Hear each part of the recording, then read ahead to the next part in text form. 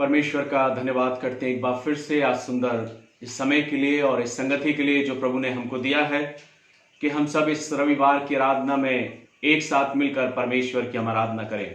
इसलिए आइए हम सब अपने मनों को तैयार करें और परमेश्वर की स्तुति और आराधना करने के लिए और आज इस आशीषित दिन में परमेश्वर से बातचीत करने के लिए हम अपने सिरों को झुकाएं और परमेश्वर को धन्यवाद दें। आइए हम प्रार्थना करें।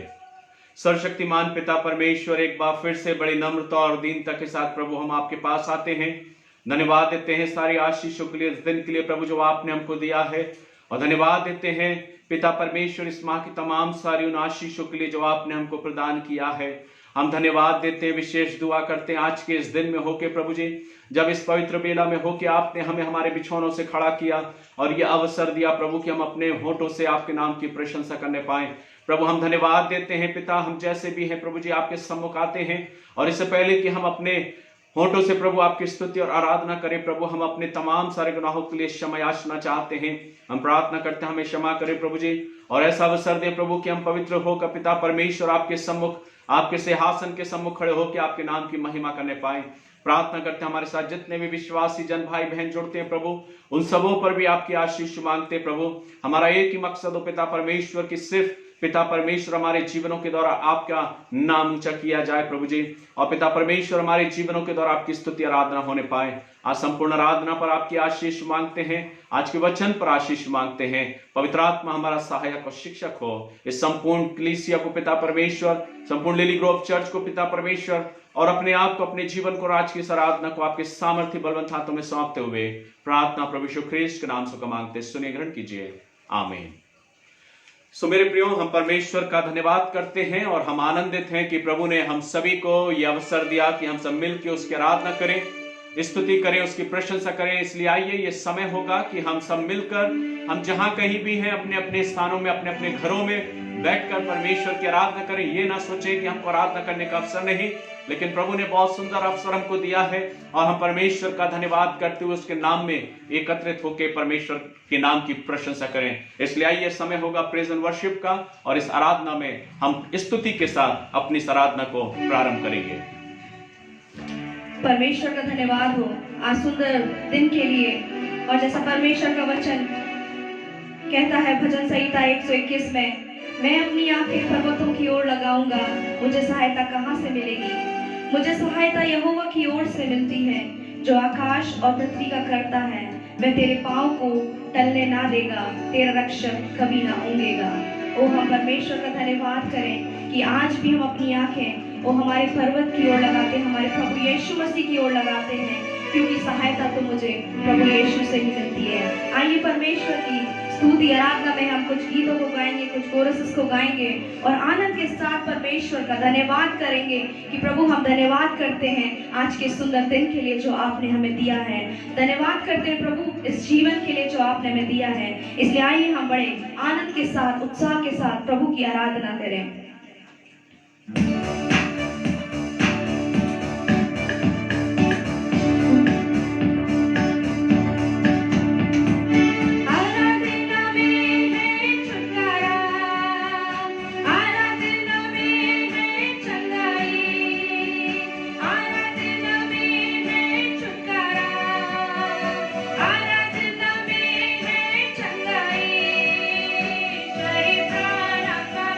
शांति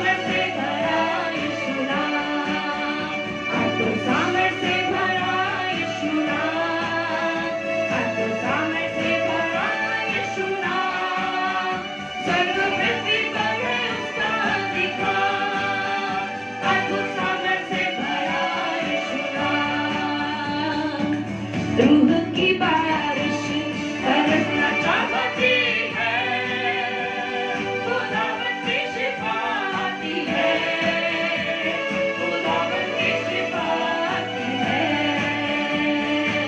प्रेम की बरखा बरसना चाहती है, खुदावन की शिफा आती है, खुदावन की शिफा आती है। शिफा का मोला यीशु मसीह, छुएगा उसको वक्त अभी। शिफा का मोला यीशु मसीह, छुएगा उसको वक्त अभी। अपनी ईमान से उसके लहू से, अपनी ईमान से उसके लहू से, पापों से धुलने का वक्त अभी। रूह की बारिश बरसना चाहती है, खुदावन की शिफा आती है, खुदावन की शिफा आती है,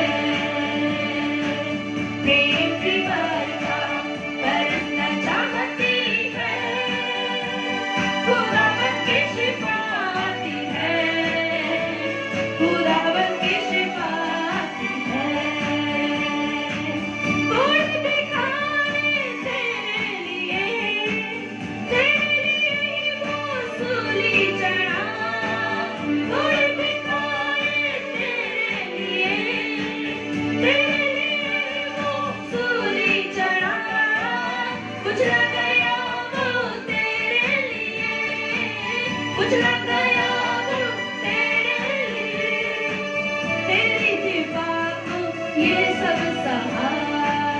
रूह की बारिश बरसना चाहती है, खुदावन की शिफा आती है, खुदावन की शिफा आती है, खुदावन की शिफा आती है, खुदावन की शिफा आती है।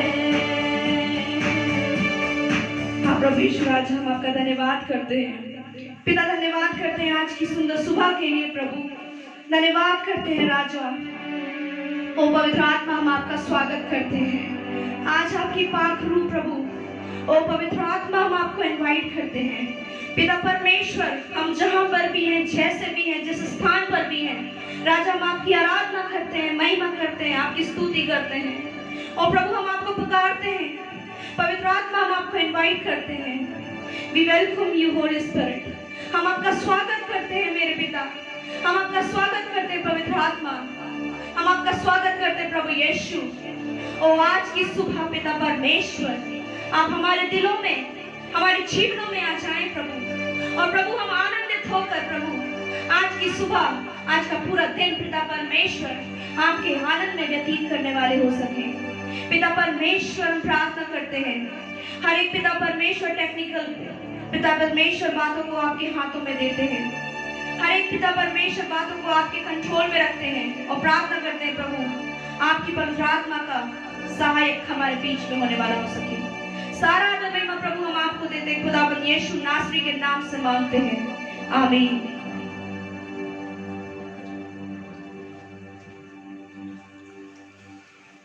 मेरे प्रियो, हम परमेश्वर का धन्यवाद करते हैं फिर से सुंदर अवसर के लिए, सुंदर समय के लिए प्रभु ने जो हमको दिया है, और उसके नाम की हम प्रशंसा करते हैं, उसके नाम की हम बड़ाई करते हैं कि परमेश्वर ने हमको ये अवसर दिया कि हम आज इस आराधना में उसके नाम की धन्यवाद करने वाले हो सके। आइए मेरे प्रियो, आज के सुबह परमेश्वर के वचन से मनन करने के लिए जो पाठ मैंने अपनी और आपकी शिक्षा के लिए लिया है, वो पाया जाता है यशायाह नबी की पुस्तक, उसका 37वां अध्याय, यशायाह नबी की पुस्तक उसका 37वां अध्याय और उसकी 31वीं आयत। परमेश्वर का वचन यहाँ पर इस प्रकार से कहता है, यशायाह नबी की पुस्तक उसका 37वां अध्याय और उसकी 31वीं आयत में परमेश्वर का वचन यूं कहता है, यहूदा के घराने के बचे हुए लोग फिर जड़ पकड़ेंगे और फले फूलेंगे। वचन यह कहता है कि फिर जड़ पकड़ेंगे और फले फूलेंगे। बचे हुए लोग, आज की सुबह मेरे प्रियो में परमेश्वर के वचन से कुछ बातों को आपके बीच में रखना चाहता हूं। और जब हम बात करते हैं बचे हुए चीजों की, बची हुई चीजों की या बचे हुए लोगों की, परमेश्वर का वचन जो है वो बाइबल में हमें बचे हुओं के बारे में बहुत अधिक शिक्षा देता है। या जो चीज बची रह गई या जो चीज थोड़ी है उसके विषय में बहुत कुछ हमको सिखाती है। परमेश्वर का वचन हमको यहाँ पर इस बात को दर्शाना चाहता है, इस बात को प्रकट करना चाहता है कि हम कई बार अपने जीवन में ये सोचते हैं कि हम बहुत कम हैं या हम बहुत थोड़े हैं, लेकिन परमेश्वर का वचन जब हम उठाकर पढ़ते हैं या परमेश्वर का वचन हम देखते हैं तो हमें इन बातों को देखने को मिलता है कि परमेश्वर ने थोड़े सी चीज में, थोड़े से लोगों में होके बहुत बड़े अद्भुत कामों को किया है। तो आज की सुबह मेरे प्रियो में परमेश्वर के वचन से इन्हीं बचे हुए लोगों के बारे में मैं चर्चा करना चाहता हूं, बची हुई चीजों के बारे में चर्चा करना चाहता हूं, या आज की सुबह जो बचे हुए लोग हैं उनके विषय में मैं चर्चा करना चाहता हूं। और हम कैसे, जो थोड़े हैं, जो बचे हुए लोग हैं, हम कैसे अपने जीवन के लिए और दूसरों के लिए एक आशीष का कारण बन सकते हैं। कई बार जब हम परमेश्वर के वचन को पढ़ते हैं तो हमें वहां देखने को मिलता है कि जब किस प्रकार परमेश्वर ने अपने अद्भुत कामों के द्वारा, अपने अद्भुत आश्चर्य कर्मों के द्वारा 5000 की भीड़ को परमेश्वर का पुत्र प्रभु यीशु मसीह उस थोड़ी सी रोटी के द्वारा एक बड़ी भीड़ को वो आशीषित कर देता है। बाइबल में बहुत जगह जिक्र है, बहुत जगह वर्णन हमको मिलता है कि किस प्रकार से परमेश्वर का वचन हमको और आपको उस बचे हुए लोगों के बारे में सिखाता है। इसलिए आइए मेरे प्रियो, आज बहुत थोड़े से शब्दों में लेकिन बहुत प्रभावशाली तरीके से परमेश्वर के उस प्रभाविक वचन को मैं आपके बीच में रखना चाहता हूं।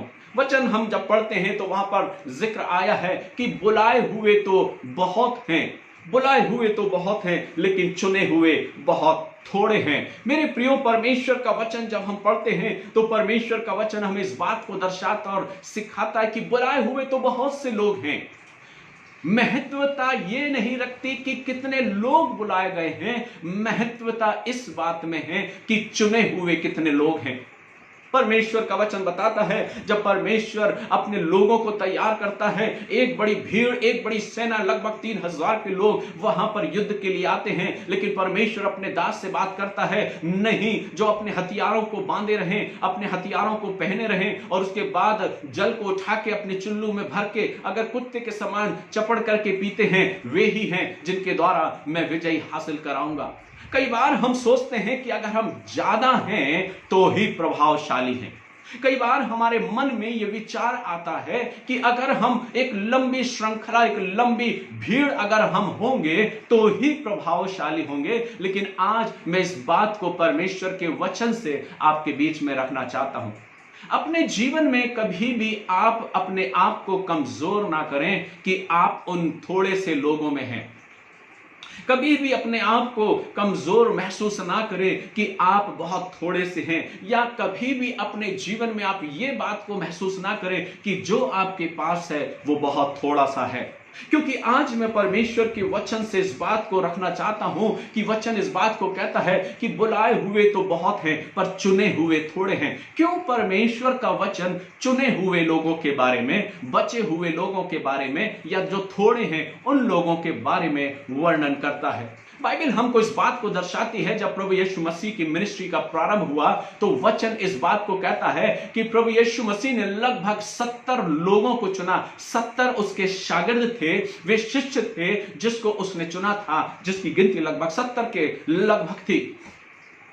लेकिन परमेश्वर का वचन वहां पर बताता, जब प्रभु यीशु मसीह ने अपनी शिक्षाओं को दिया और अपनी देह के बारे में, अपने लहू के बारे में जब बांटना प्रारंभ किया तो बहुत से शिष्य थे उन 70 लोगों में जो उसको छोड़कर चले गए, लेकिन सिर्फ और सिर्फ 12 शिष्य बचे जो प्रभु यीशु मसीह के साथ रहे।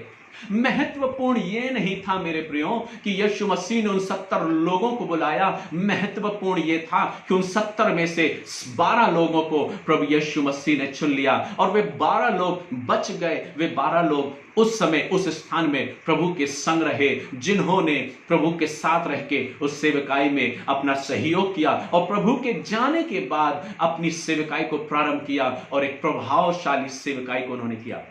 इसलिए मेरे प्रियो, मैं आपसे चाहता हूं कि आप अपने जीवन में कभी ये ना सोचें या अपने आप को कभी भी कमजोर महसूस ना करें या अपने आप को कभी दुखी महसूस ना करें कि आप बहुत थोड़े से लोग हैं, आपकी संख्या उतनी बड़ी नहीं है, आप उतने लोगों में सम्मिलित नहीं हैं, लेकिन आप अलग किए हुए लोग हैं, आप बचा लिए गए लोग हैं। आप जो थोड़े से लोग हैं या आपके पास जो कुछ भी थोड़ा सा है वो बहुत आशीषित है।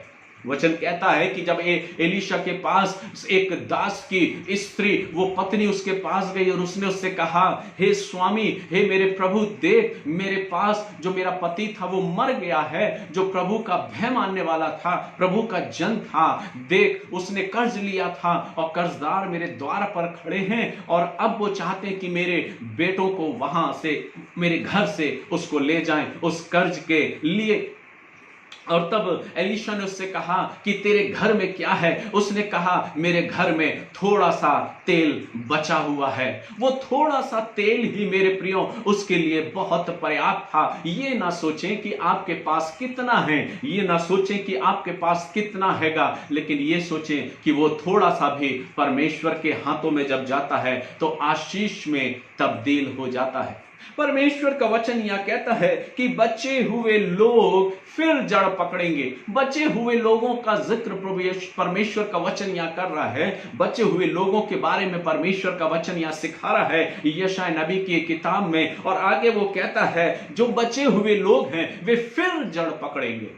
जड़ पकड़ने की बात यहां पे की जा रही है, जड़, गहरी जड़ के विषय में बात यहां करी जा रही है। और वचन कहता है फिर जड़ पकड़ेंगे, और सिर्फ जड़ ही नहीं पकड़ेंगे पर फले और फूलेंगे, उनमें फल लगेंगे, एक फ्रूटफुल लाइफ उनका होगा, एक आशीषित जीवन उनका होगा।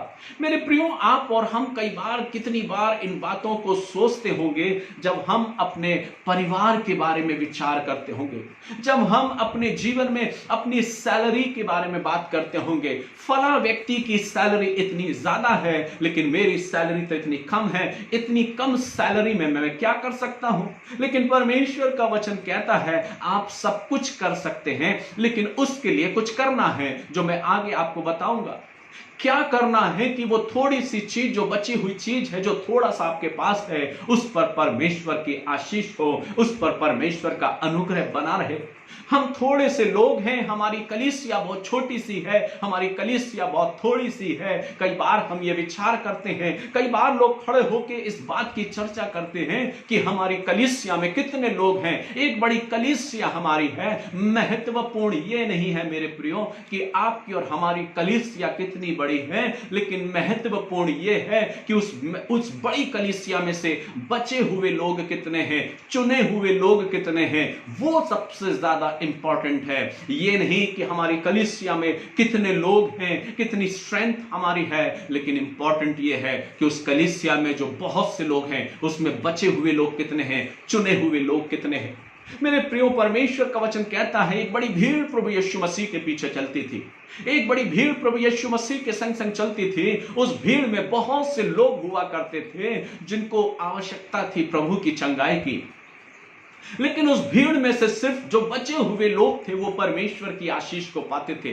वचन कहता है कि एक बड़ी भीड़ चली जा रही थी और उस भीड़ में एक स्त्री थी जिसने अपने मन में यह ठान लिया था कि अगर मैं उसके आंचल को छू लूंगी तो मैं स्वस्थ हो जाऊंगी, चंगी हो जाऊंगी। ये उसका विश्वास था मेरे प्रियो। उस भीड़ में मैं सोचता हूं बहुत सी ऐसी महिलाएं होंगी जो बहुत प्रकार के रोग से ग्रसित होंगी, लेकिन वचन बताता है कि उस भीड़ में से स्त्री निकल कर आई, उसने अपने आप को भरा और प्रभु के पास जाके उसके चरणों के पास, उसके आंचल को उसने छुआ, उस भीड़ में से होती हुई उसके पास गई, इस विश्वास के साथ कि अगर मैं छू लूंगी तो मैं चंगी हो जाऊंगी। मेरे प्रियो, मैं हमेशा इस बात को रखना चाहता हूं कि मैं चाहता हूं कि हमारी जो कलीसिया है, उस कलीसिया में जो लोग हों वो बहुत स्ट्रांग हो विश्वास में। वे ये ना सोचें कि हम कितने लोग हैं। कई बार व्यक्ति विचार करता है, कई बार व्यक्ति सोचता है कि हम अपनी कलीसिया को बढ़ाने के लिए क्या कुछ ना करें। लेकिन मेरे प्रियो, मैं निरंतर प्रयास करता हूं कि प्रभु, मैं चाहता हूं इस कलीसिया में, लिली ग्रुप चर्च में वे लोग हों जो बचे हुए, जो चुने हुए लोग हों, जो परमेश्वर तेरी खिदमत करने के लिए, तेरे वचन के लिए अपने आप को डेडिकेट किए हों, समर्पित किए हों। और इसलिए मेरे प्रियो, वचन यहां पर कहता है, वचन यहां पर बताता है कि वे चुने हुए लोग, बचे हुए जो लोग हैं, उन पर परमेश्वर अपनी आशीष की बात करता है। जो बचे हुए लोग हैं जिनके विषय में आज मैं वर्णन करने जा रहा हूं, उसके विषय में लिखा है कि वे जड़ पकड़ेंगे। जड़ पकड़ने की बात करता है, एक स्ट्रांग रीति से उनको बढ़ाने की बात करता है। अगर हम अपने आप को बचा लिए हैं, वचन कहता है यीशु मसीह ने तो 70 लोगों को चुना था, शागिर्दों की गिनती 70 थी, लेकिन उन 70 में से जो चुने गए, जो बचा लिए गए, वो 12 थे। और उन 12 में से भी एक था जिसने अपने आप को स्वयं अलग कर दिया, जिसके विषय में आप सब जानते हैं। लेकिन जब वो अलग हुआ तो उसकी संगति दूसरा चुना गया और वो उनके बीच में लाया गया।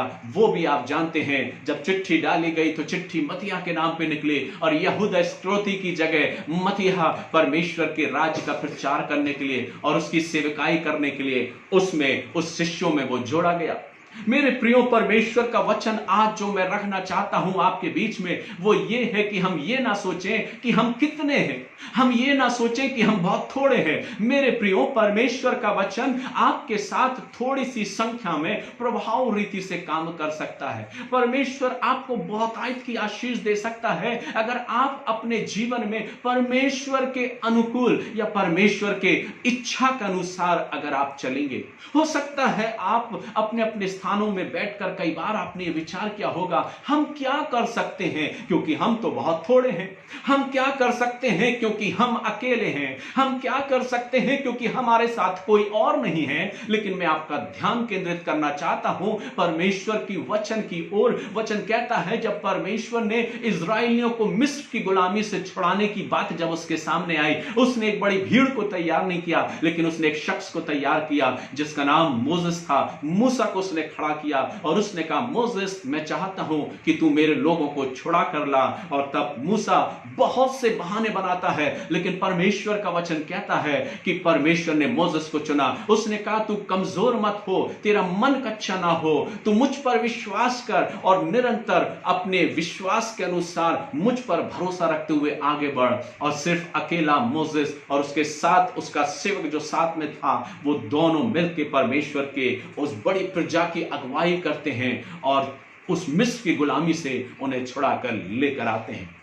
दाऊद के जीवन में हम देखते हैं, एक बड़ी भीड़ जो थी वो गोलियात से लड़ रही थी, लेकिन दाऊद अकेला गोलियात से लड़ने के लिए जाता है। गोलियात भी अकेला था। अगर वो सोचता, मैं क्या कर सकता हूं, मैं तो अकेला हूं, मैं तो कमजोर हूं, मैं तो बहुत छोटा हूं, मैं तो दिखने में बहुत लहरूआ सा हूं, मैं तो एक जवान नौजवान लड़का हूं, मैं इतने बड़े शख्स गोलियात को कैसे मार सकता हूं।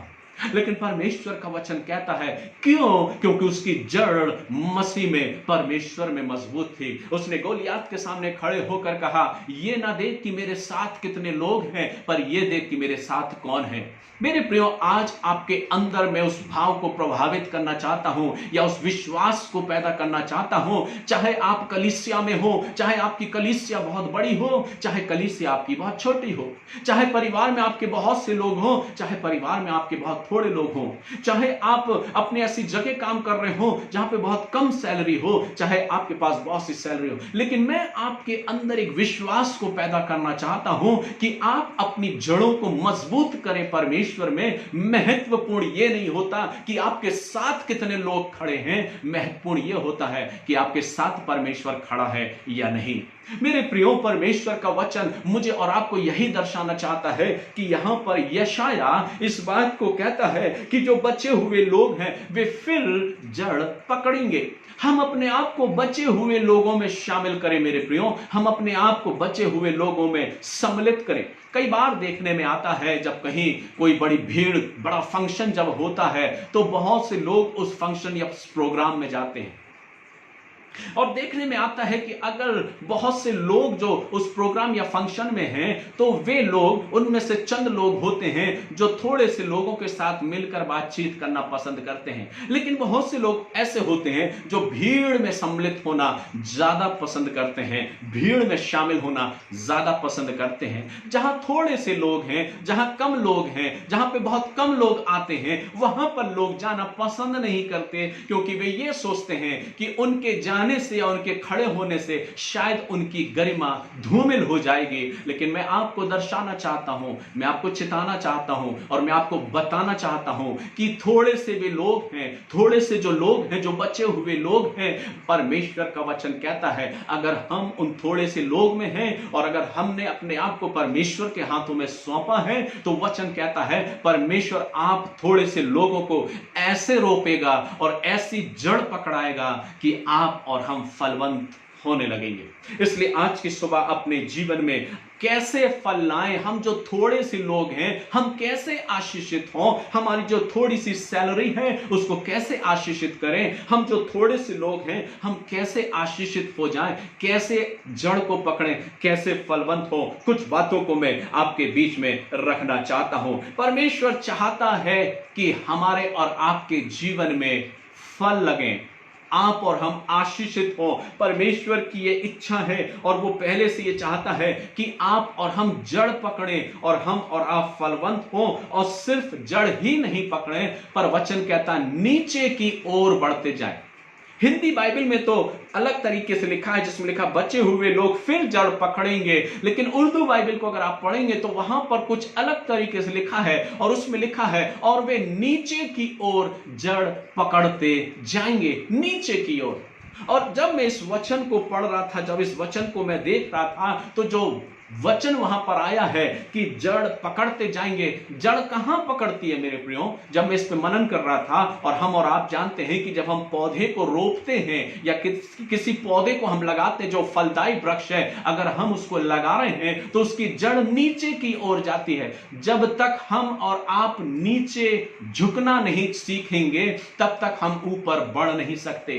पहली जो बात है मेरे और आपके जीवन में सीखने के लिए मेरे प्रियो, जहां पर परमेश्वर का वचन कहता है बचे हुए लोग जड़ पकड़ेंगे, और सिर्फ जड़ ही नहीं पकड़ेंगे पर फले और फूलेंगे, वे फलवंत होंगे, वे आशीषित होंगे, वो ब्लेस होंगे, उन पर परमेश्वर की आशीष होगी। लेकिन कैसे ये संभव कैसे होगा? कैसे संभव है कि हम आशीषित हों? कुछ बातों को मैं रखना चाहता हूं।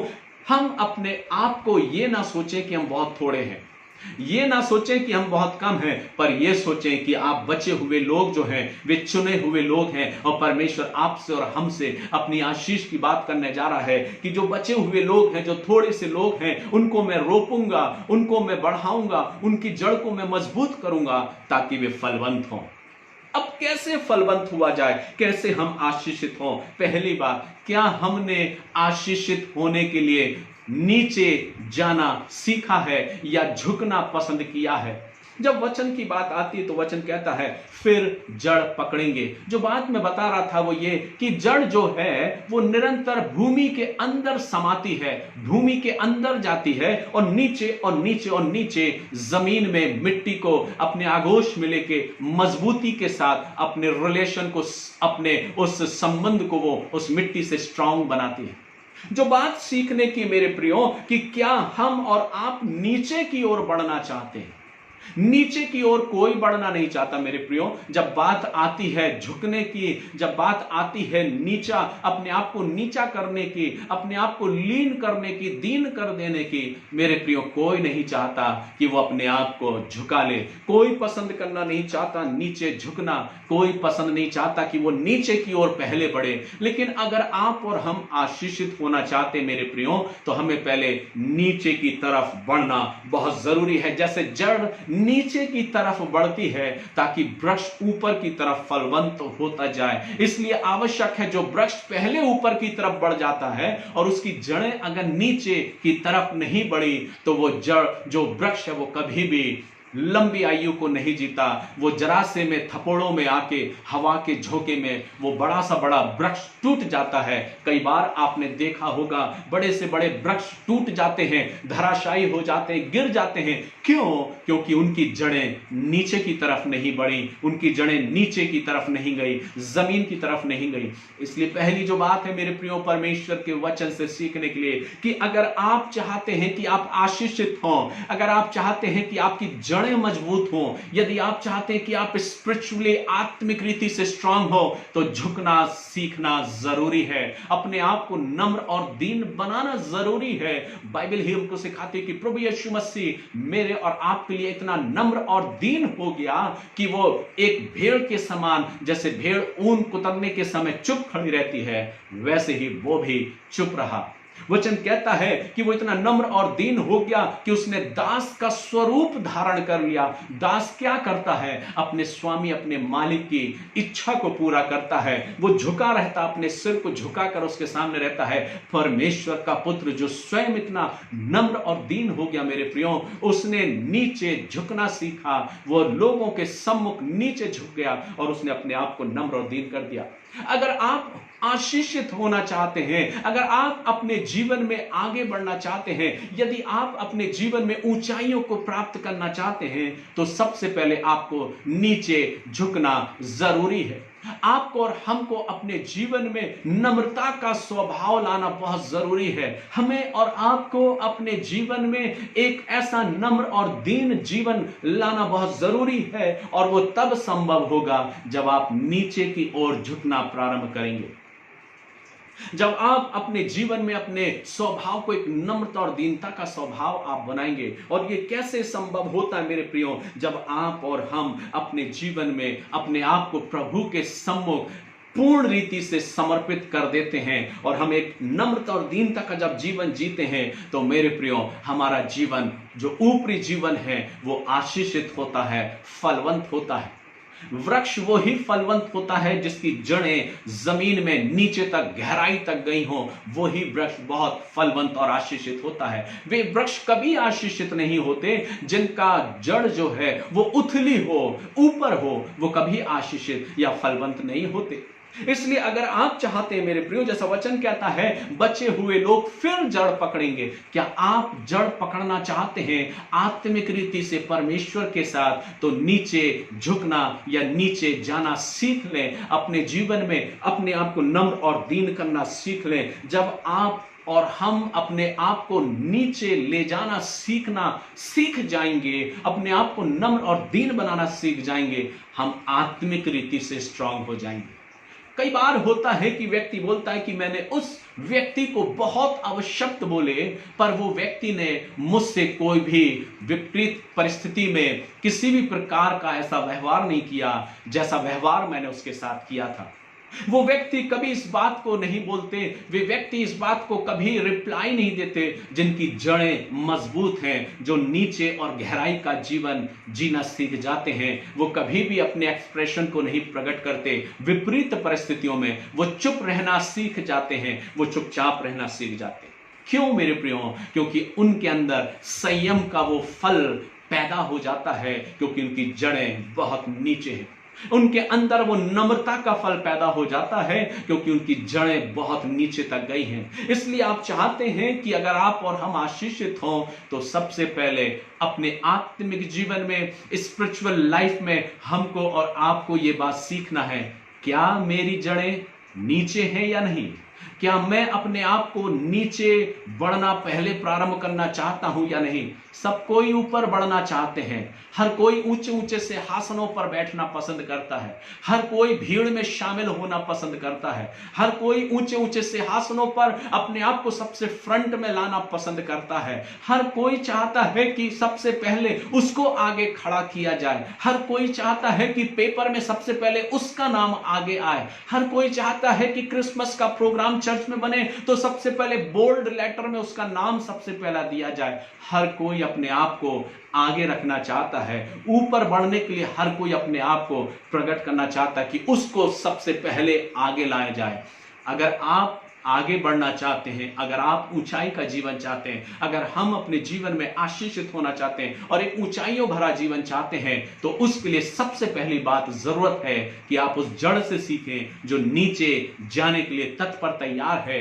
वो ये नहीं कहती नहीं मैं नीचे नहीं बढ़ूंगी, वो कहती है मैं नीचे बढ़ूंगी। क्यों? क्योंकि अगर मैं नीचे ना बढ़ी तो ऊपर मैं फलवंत कैसे होंगी। इसलिए अगर आप चाहते हैं कि आप आशीषित हों तो अपनी जड़ को मजबूत बना के रखिए, आपके आत्मिक जीवन को स्ट्रांग बना के रखिए। अपने आप को नीचे ले जाने से शर्माइए मत, अपने आप को नीचे झुकाने से शर्माइए मत, अपनी तौहीन मत समझिए। जब लोग आपकी तौहीन कर देते हैं, नम्र होकर सहन कर लीजिए, क्योंकि परमेश्वर का वचन इस बात को सिखाता है जब आप नम्रता का स्वभाव लेते हुए सहन करना सीख जाते हैं, उसी दिन आप ये सीख जाएंगे कि आपकी जड़ मजबूत हो चुकी है। आप अपने आप को मजबूती को महसूस करेंगे, चाहे लोग आपके लिए कुछ क्यों ना बोलें। रिप्लाई कुछ करने की आवश्यकता नहीं, रिस्पॉन्स देने की जरूरत नहीं। लोग आपके विषय में कितना भी विरोध में क्यों ना बोलें, कितना भी अपशब्द आपके लिए क्यों ना बोलें, कोई रिस्पॉन्स करने की जरूरत नहीं। क्यों?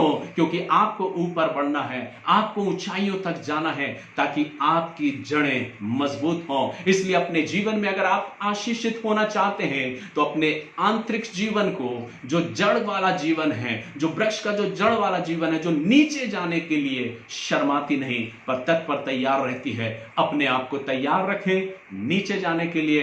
निरंतर अपने आप को तैयार रखें कि प्रभु मैं नम्र और दीन बनने के लिए तैयार हूं, मैं किसी भी बात का विरोध नहीं करूंगा। वचन कहता है, प्रभु यीशु मसीह के जीवन के द्वारा में सीखने को मिलता है कि जब लोगों ने उस पर अत्याचार किया, जब लोगों ने उसको मारा पीटा, लेकिन वचन कहता है वो चुपचाप और शांत रहा और सब कुछ सहता रहा, यहां तक कि क्रूस की मृत्यु भी उसने सह ली। लेकिन वचन कहता है उसने अपनी जड़ को इतनी मजबूत कर रखा था कि प्रभु ने उसे इतनी ऊंचाई पे जाके बैठा दिया। वचन कहता है वो लोगों के देखते देखते आसमान पर उठा लिया गया और परमेश्वर की दाहिनी ओर विराजमान है। क्या आप भी ये चाहते हैं कि आप परमेश्वर के सम्मुख बैठें? क्या आप भी चाहते हैं कि आप परमेश्वर के सम्मुख आप खड़े हो? इसलिए जरूरी है कि अगर आप चाहते हैं, आपकी जड़ का मजबूत होना बहुत जरूरी है। वो जड़ जो गहरी में रहती है, गहराई में रहती है, अपने आप को मजबूती देना बहुत जरूरी है। और जब तक जड़ नीचे जाने के लिए अपने आप को तैयार नहीं करती, वो ऊपर वृक्ष बढ़ नहीं सकता। अगर आप बढ़ना चाहते हैं तो नीचे जाना सीखना होगा, अपने आप को झुकाना सीखना होगा। और इसलिए परमेश्वर का वचन जो हमको और आपको बताता है उस वृक्ष के बारे में, क्या हम अपनी जड़ को मजबूत करना चाहते हैं? तो पहली जो बात हमने इस वचन से सीखी है, जो जड़ से सीखी है, वो ये है कि वृक्ष की जो जड़ है वो नीचे जाने में अपने आप को गौरवान्वित महसूस करती है। क्यों? क्योंकि वो ऊपर बढ़ना चाहती है। अगर आप ऊपर बढ़ना चाहते हैं, ऊंचाइयों का जीवन चाहते हैं, आशीषित और फलवंत जीवन चाहते हैं, अपनी जड़ को मजबूत बना के रखिए, स्ट्रांग बनिए, अपने आप को स्ट्रांग बना के रखिए। कुछ मत कहिए जब विपरीत परिस्थितियां होती हैं, लोग आपके विषय में तमाम प्रकार की बातें करें, कुछ कहने की जरूरत नहीं। शांत और धीरज के साथ अपनी जड़ को मजबूत बनाएं, क्योंकि आप एक ऐसे वृक्ष बनने जा रहे हैं जो फलवंत समय होने पर होगा, क्योंकि परमेश्वर उसको आशीषित करेगा। क्योंकि उस जड़ को मजबूत करने वाला कौन है? वो परमेश्वर है जो आपको मजबूती प्रदान कर रहा है। दूसरी जो बात है इस वचन से सीखने को मिलती है, वचन कहता है बचे हुए लोग फिर जड़ पकड़ेंगे और फले और फूलेंगे। दूसरी जो बात सीखने को मिलती है, जो जड़ है उसके जीवन से क्या सीखने को मिलता है? वृक्ष जो है, जड़ जो है, वो नीचे का हिस्सा होता है। कभी किसी ने जड़ को नहीं देखा होगा। जब तक आप उस वृक्ष को उखाड़ नहीं देंगे, तब तक आप उस जड़ की, उस वृक्ष की जड़ को आप देख नहीं सकते। वचन हमको सिखाता है। दूसरी जो बात है, जो आत्मिक दृष्टिकोण में मैं आपको और अपने जीवन के लिए रखना चाहता हूं, अपनी कलीसिया के लिए और तमाम उन लोगों के लिए रखना चाहता हूं जो हमारे साथ जुड़े हैं, जो इस वचन को सुन रहे हैं, जड़ के विषय में जो दूसरी बात सीखने को मिलती है, जड़ वो हिस्सा होता है जो नीचे की तरफ होता है। और लोग अपने जीवन में, जैसा मैंने कहा, लोग नीचे जाना पसंद नहीं करते, नीचे बैठना पसंद नहीं करते। लेकिन वचन कहता अगर आशीषित होना चाहते हो तो नीचे जाना सीख लो, अपनी जड़ों को मजबूत करो। लेकिन दूसरी जो बात है परमेश्वर का वचन जो मुझको और आपको सिखाता है कि जड़ जो है वो जड़ का जो दूसरा जीवन है वो एक ऐसा जीवन है कि वो निरंतर छिपा हुआ जीवन होता है।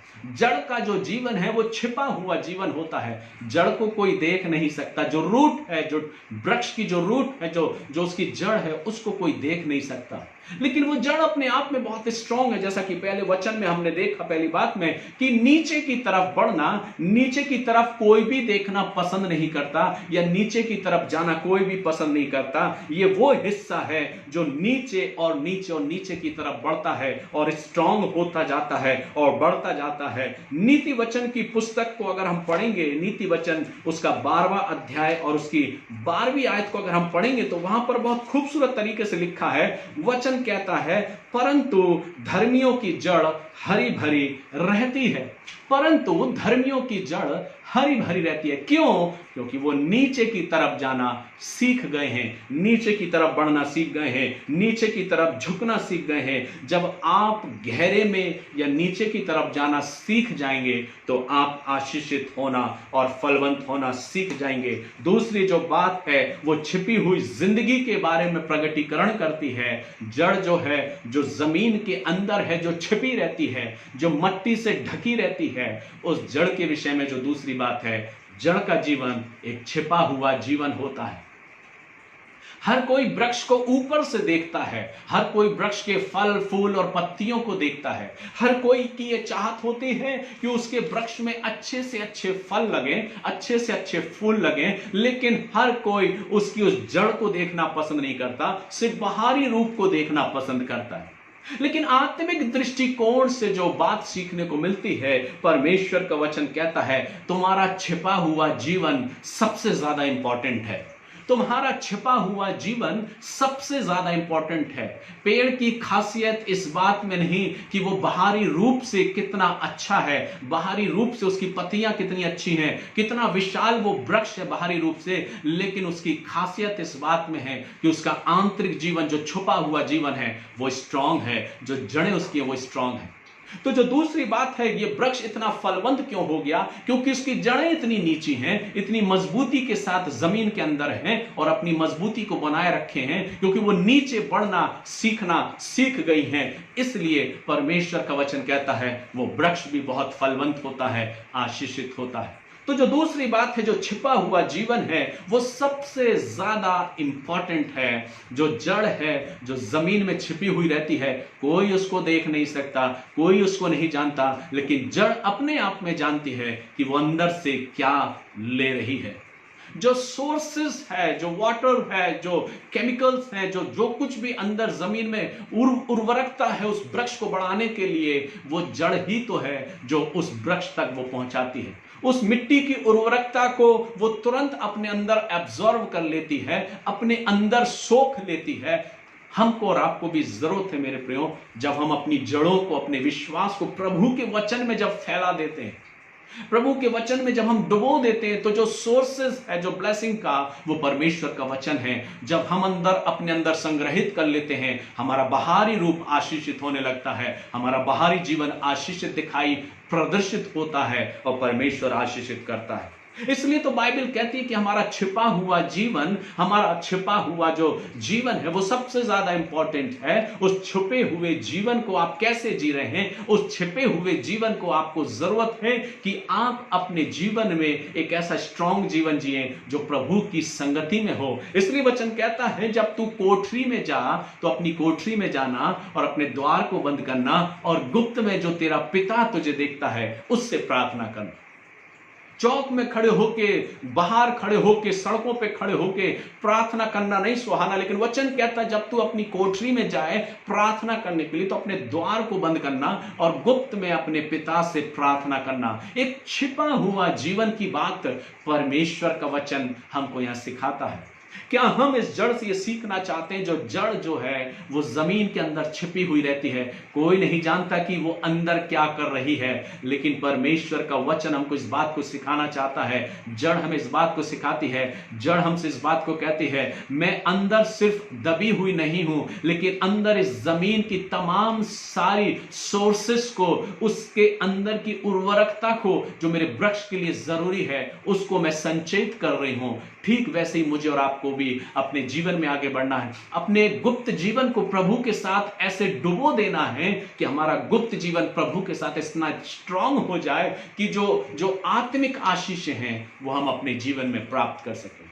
गुप्त वाला जीवन, छुपा हुआ जीवन हमें अपने जीवन में जीना जरूरी है।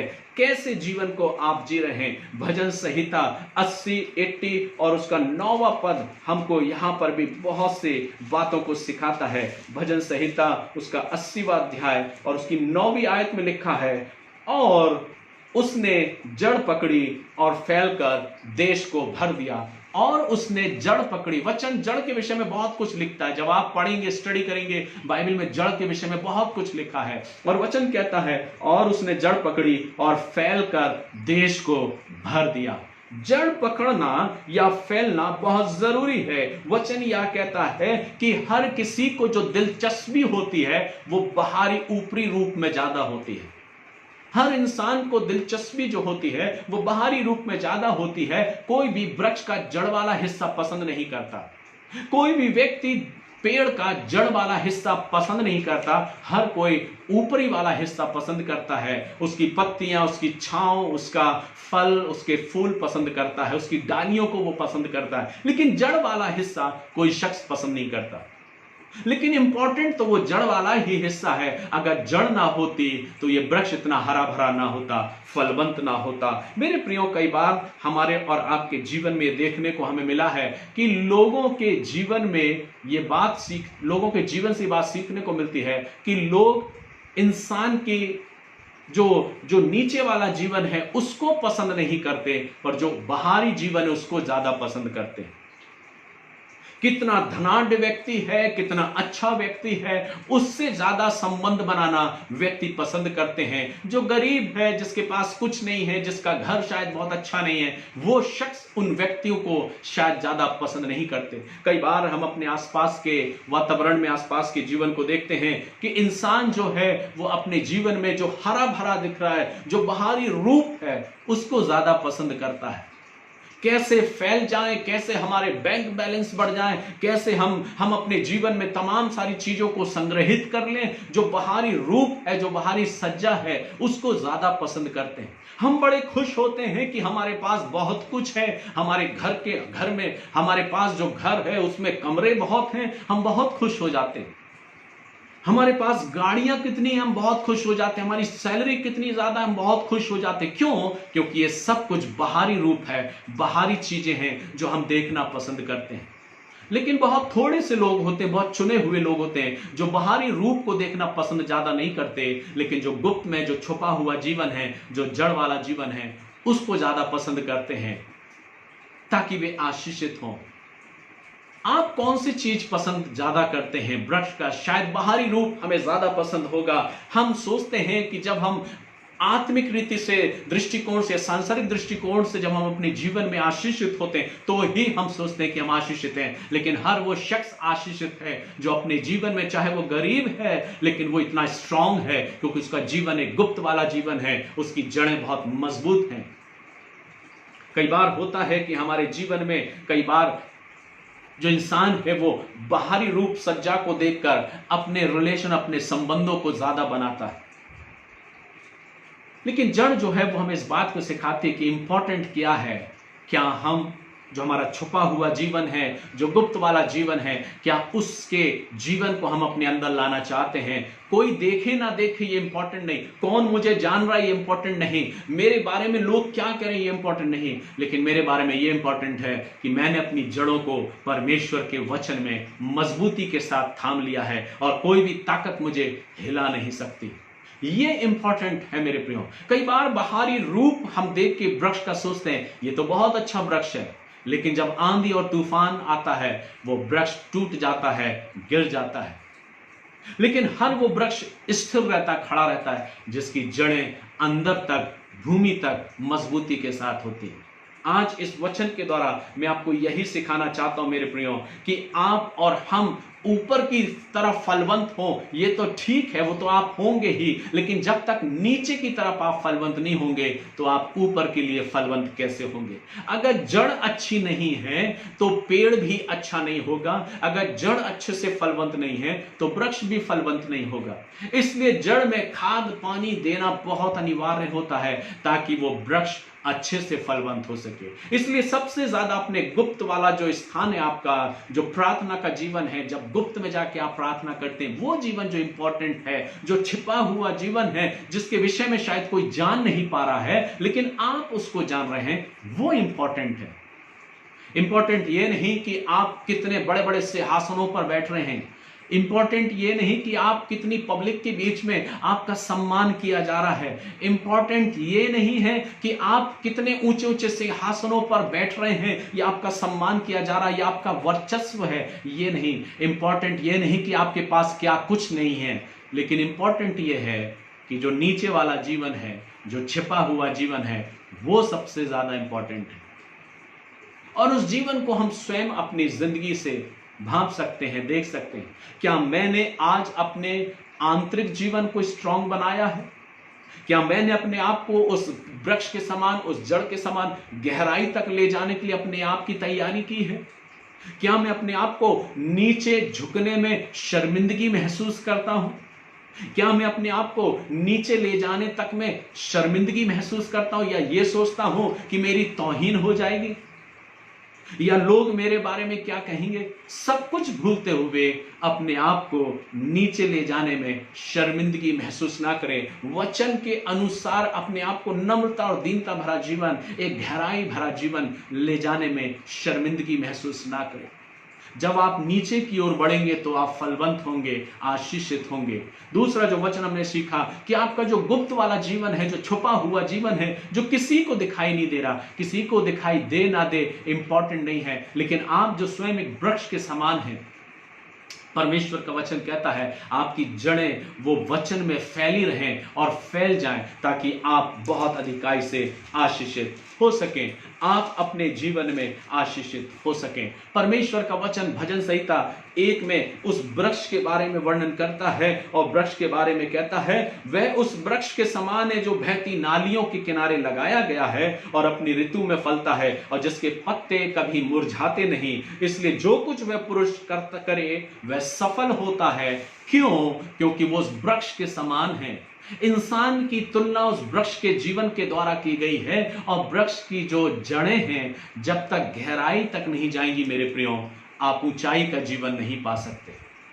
इसलिए आनंदित होइए उन बातों में कि आपने नीचे बढ़ना सीख लिया है। ऊपर तो सब बढ़ना चाहते हैं, ऊपर तो सब बढ़ना चाहते हैं, ऊंचाइयों की तरफ तो सब जाना चाहते हैं, लेकिन कितने लोग हैं जो नीचे की तरफ जाने के लिए अपने आप को तैयार करते हैं? हाँ, मैं नीचे की तरफ बढ़ना सीखूंगा, मैं विपरीत परिस्थितियों में चुप रहना सीख लूंगा, मैं लोगों के कटाक्ष को, लोगों की बातों के विषय में अपने रिस्पॉन्स को, अपने रिप्लाई को मैं नहीं दूंगा, क्योंकि मैं नीचे की तरफ बढ़ना सीख गया हूं। मैं झुकना सीख गया हूं क्योंकि मैं चाहता हूं कि मैं आत्मिक रीति से फलवंत हूं। मैं अपने जीवन में वो छिपा हुआ जीवन अपने आप को तैयार करूंगा जो जड़ दिखाई तो नहीं देती पर सबसे ज्यादा स्ट्रांग रहती है। आपका बाहरी रूप क्या है ये इंपॉर्टेंट नहीं, लेकिन आपका आंतरिक जो स्पिरिचुअल लाइफ है, जो इंटरनल लाइफ है, आपका आंतरिक जीवन है, वो क्या स्ट्रांग है। आज बहुत से लोग हैं जो बहुत भीड़ में जाकर तमाम प्रकार की कन्वेंशंस, आराधनाएं अटेंड तो करते हैं, भिन्न भिन्न प्रार्थना सभाओं में तो जाते हैं, लेकिन एक छोटी सी बात अगर उनके जीवन में आ जाए तो शायद वो आग बबूला हो जाते हैं, क्रोधित हो जाते हैं, अग्रेसिव हो जाते हैं। कई बार अपने जीवन में जब दुख की वादियों से होकर गुजरते हैं उनका विश्वास डमाडोल हो जाता है।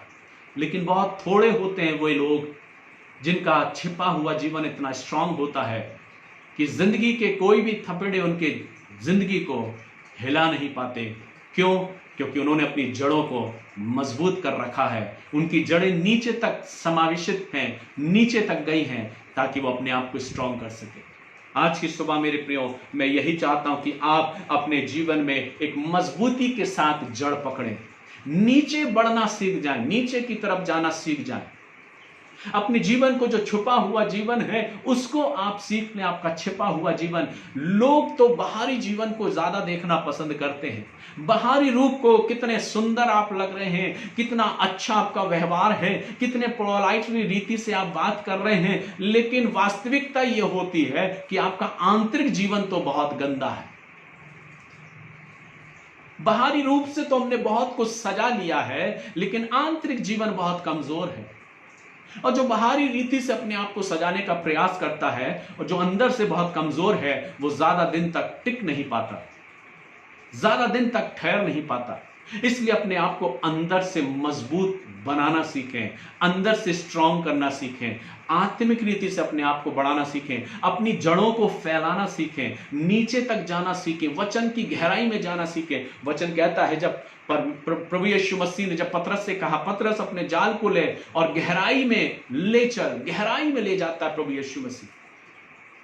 वो लेके चलना चाहता कि हम गहराई में उसके संग चलें। जब उसने शागिर्दों को अलविदा किया और कहा चलो तुम जाओ, मुझसे पहले झील के उस पार पहुंचो, वचन कहता आंधी और तूफान आया, वो डर गए और यीशु मसीह पानी पे चलता हुआ उनके पास आया। वो गहराई में ले जाके उनको परखना चाह रहा था और जब आंधी तूफान है डर गए। वचन कहता यीशु मसीह उनके पास आया तूफान में और उसने कहा तुम भयभीत क्यों हो। जब यीशु मसीह उस नाव में है, तूफान आता है, लोग डर जाते हैं। यीशु मसीह खड़ा होता कहता है, आंधी तूफान को शांत करता है और सब कुछ सामान्य हो जाता है। एक गहराई भरा जीवन प्रभु यीशु मसीह मुझे और आपको ले जाना चाहता है। इससे पहले कि आप ऊपर फलवंत हो, सबसे पहले जरूरत है कि आप नीचे फलवंत होना सीख जाएं। आप अपने अंदर उस स्वभाव को लाना सीख जाएं जो स्वभाव परमेश्वर अपने वचन के द्वारा उस जड़ के माध्यम से सिखाना चाहता है। एक बहुत सुंदर आयत जो हम परमेश्वर के वचन में देखते हैं, अगर जड़ ना हो तो क्या होता है, अगर जड़ फलवंत ना हो, मजबूत ना हो तो क्या होता है। मत्ती 13:6 में लिखा है कि सूरज निकलने पर वे जल गए और जड़ ना पकड़ने के कारण सूख गए। मैं क्यों आज जड़ की बात कर रहा हूं, इसलिए ये रूट की बात इसलिए कर रहा हूं, अगर हमारी जड़ें मजबूत नहीं होंगी तो हम जल जाएंगे, नष्ट हो जाएंगे, खत्म हो जाएंगे, सूख जाएंगे। इसलिए अपने जीवन में हमको नीचे की तरफ जाना बहुत जरूरी है, अपने आप को बढ़ाना जरूरी है। इससे पहले कि हम ऊपर की तरफ बढ़ें, अपनी जड़ को मजबूत करिए, अपने विश्वास को स्ट्रांग करिए और अपने आप को मजबूती से बनाए रखिए। अपने में जड़ ना रखने के कारण क्या आज इस आत्मिक रीति से हम और आप अपने जीवन में आगे बढ़ने का प्रयास कर रहे हैं? अपने आप को स्ट्रांग बनाने की जरूरत है। ऊपर का रूप तो हर कोई देखना पसंद करता है, लेकिन परमेश्वर हमें सिखाता है कि हम नीचे की तरफ मजबूती प्राप्त करें। एक और बात, एक और आयत में, दूसरी आयत में रखना चाहूंगा आपके लिए और उसके बाद अपने वचन को मैं यही विराम दूंगा और प्रभु इस वचन से आप सभी को आशीषित करे। एक और आयत है जो मैं आपके लिए पढ़ना चाहता हूं, जो रोमियो उसके 11वें अध्याय की 16वीं आयत में लिखा है। रोमियो उसके 11वें अध्याय की 16वीं आयत में लिखा है, जड़ पवित्र तो डालियां भी पवित्र हैं। वचन कहता है अगर जड़ पवित्र है तो डालियां भी पवित्र हैं। अगर आपकी जड़ के अंदर पवित्रता है तो आपकी डाली, आपका वृक्ष भी पूरा पवित्र होगा। और अगर आपकी जड़ ही पवित्र नहीं है तो आपकी डाली और वृक्ष भी पवित्र नहीं होगा। मेरे प्रियो, कितनी बड़ी बात परमेश्वर का वचन यह कहता है। क्या हम और आप अपनी जड़ को मजबूती प्रदान करना चाहते हैं? भीड़ में चलना छोड़ना होगा, हमको अपने आप को अलग करने की जरूरत है, अपने आप को अलग लाने की जरूरत है। प्रभु यीशु मसीह क्यों कई बार अपने आप को भीड़ से अलग कर लेता था? वचन कहता है और उसने अपने आप को उस भीड़ से अलग कर लिया। कई बार वचन कहता है कि यीशु मसीह ने अपने शिष्यों से अपने आप को अलग कर लिया। पूरी रात एकांत में जाके वो प्रार्थना करने लगा। क्यों? क्योंकि वो उस काम के लिए, जो काम उसको करना था, जिस कार्य के लिए वो आया था, कलवरी के क्रूस पे वो बलिदान होने आया था, अनंत जीवन देने के लिए वो हमारे लिए वो आया था, स्वर्ग तक ले जाने के लिए वो हमारे पास आया था, स्वर्ग का मार्ग दिखाने के लिए वो हमारे पास आया था, स्वर्गिक बातों की भेदों को खोलने के लिए वो हमारे पास आया था। ये तब संभव होता अगर वो अपने एकांत के जीवन को ना लेता। लेता, छिपे हुए जीवन को ना लेता। वचन कहता कई बार वो भीड़ से अपने आप को अलग कर लेता था, प्रार्थना करने एकांत में जाता था, अपने शिष्यों से कई बार वो अलग कर लेता था, पूरी रात वो प्रार्थना करता था, और जब प्रार्थना करके उतरता था तो सामर्थ से भरकर वो आता था और सामर्थ के काम करता था। ये सबसे इंपॉर्टेंट बात है मेरे प्रियो। आपको बागवानी का शौक बहुत होगा, आपको खेती का शौक बहुत होगा, आपको अपने गार्डन में, अपने बगीचे में फूल और पौधों का शौक बहुत होगा। आज जब आप और हम अपने घर में, अपने परिवार में, अपने गार्डन में जब अपने वृक्षों के पास जाएं, अपने फूलों के पास जाएं, अपने उन पेड़ों के पास जाएं, जब आप गार्डन में जाके अपने वृक्षों को देखें और उनसे बात करें कि तुम इतने फलवंत क्यों हो, वो वृक्ष आपसे कहेगा मैं इसलिए फलवंत हूं, इसलिए बढ़ रहा हूं क्योंकि मेरी जड़ जमीन में नीचे तक गई है। मैं इसलिए आशीषित हूं क्योंकि मेरी जड़ छुपी हुई है और जमीन तक है, ताकि हम किसी भी प्रकार से जले नहीं पर आगे और आगे और आगे बढ़ते जाएं। इसलिए आवश्यक है मेरे प्रिय, रोमियो 11:16 के अनुसार अगर हम एक मसीही हैं तो मसीह होने के नाते हमारे अंदर फल होना बहुत जरूरी है। अगर हमारी जड़ पवित्र है तो हमारी डालियां भी पवित्र होंगी, हमारा जीवन भी पवित्र होगा। अगर हमारी जड़ मजबूत है तो हमारा विश्वास भी मजबूत होगा। अगर हमारी जड़ स्ट्रांग है, नीचे तक है, तो हमारी बाहरी रूप भी आशीषित होगा और फलवंत होगा। मैं विश्वास करता हूं मेरे प्रियो कि आज की सुबह प्रभु ने आपको अवश्य आशीषित किया होगा। मैं ये विश्वास करता हूं कि प्रभु ने अपने वचन के द्वारा आपको अवश्य ही आशीषित किया होगा। प्रभु इन वचनों के द्वारा आपको आशीषित करे और मेरा ये प्रयास है कि ये वचन आपकी जिंदगी में बहुत अधिकाई से काम करे। आज आप दिन भर इस वचन पर मनन करें और जांचें और परखें अपने आप को, क्या मेरा जीवन इस प्रकार का है कि मैं बाहरी जीवन को ज्यादा महत्व देता हूं, बाहरी रूप को ज्यादा महत्व देता हूं? क्या मैं भीड़ में ज्यादा, लोगों के बीच में जहां भीड़ ज्यादा है, जहां लोग ज्यादा इकट्ठे हैं, उनके साथ संगति करना ज्यादा पसंद करता हूं, या उनके साथ भी संगति पसंद करता हूं जो थोड़े से लोग हैं, कम लोग हैं?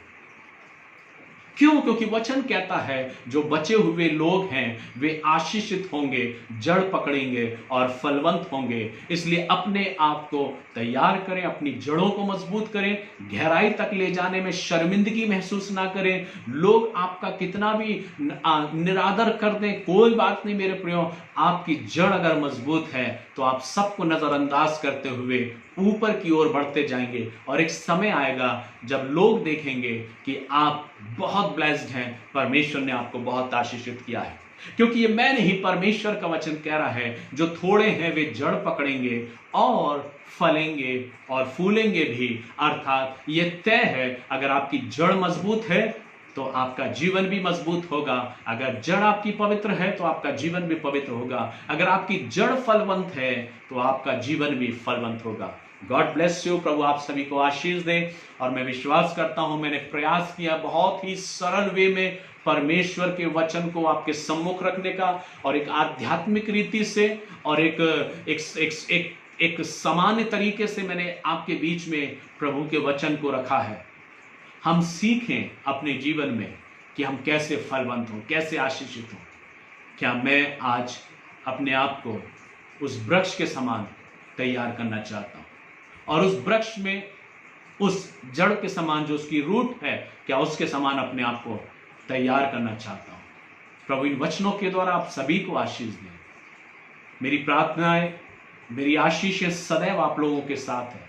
मैं धन्यवाद देता हूं कि आप सभी बहुत कीमती समय निकालकर हमारे साथ इस लाइव सेशन में आप जुड़ते हैं। मेरा प्रयास यही है कि प्रभु आप सभी से बातचीत करें, आप सभी को आशीषित करें, और आज का वचन आपके जीवन के लिए आशीष का कारण ठहरे। आप जहां कहीं भी हैं अपना ख्याल रखें। हम निरंतर आपके लिए प्रार्थनाओं में आपको स्मरण करते हैं, और जितने भी सदस्य हमारे विश्वासी जन, हमारे प्रिय भाई बहन जो हमारे साथ लाइव हैं, उन सबों को नाम बनाम मैं जय मसीह की बोलता हूं। आप सभी को शुक्रिया अदा करता हूं कि आपने समय निकाल के प्रभु के इस वचनों को सुना है। अगर आपने आशीषों को पाया है, या आज आपने जो आशीष को प्राप्त किया है, उन आशीषों में अपने लोगों को भी संभागी करें।